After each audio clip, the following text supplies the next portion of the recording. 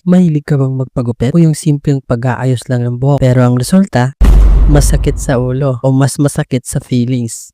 Aray ko! At alam mo ba ang salitang prank? Yung eksenang mapapanood mo lang sa mga sikat na content creator tulad ni Tokomi Brothers, Bartolo Brothers, at iba pa. Pero paano kung sabihin ko sa iyo na meron isang barbero sa Northern Samar na kayang gawin ng pareho, magupit at magpatawa sa kakaibang paraan? Ito si Neko Libriano, mas kilala ng lahat bilang Nikos Vlog. Isang 28 years old na content creator mula sa bayan ng Dalakit, Northern Samar. Tinaguri ang prankster of Northern Samar. Si Nikos ay nakilala sa mga content na mapapagrabe siya katalaga. Tulad ng viral niyang pinikap prank. Kuya.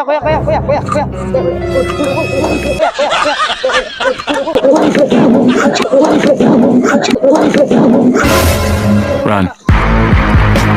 Mapapahalak ka o mapapakuno, depende kung ikaw ang biktima. Pero hindi lahat ng biro ay nakakatawa sa mata ng iba. At tulad ng ibang kwento sa likod ng kamera, dumaan din si Nikos na isang matinding pagsubok. Noong March 29, 2025, dumating sa Northern Samar ang mga kandidata ng Miss Universe Philippines 2025. Bahagi ng kanilang Visayas Tour, isang makasaysayang araw para sa probinsya at isang araw na hindi makakalimutan ni Nikos Vlog.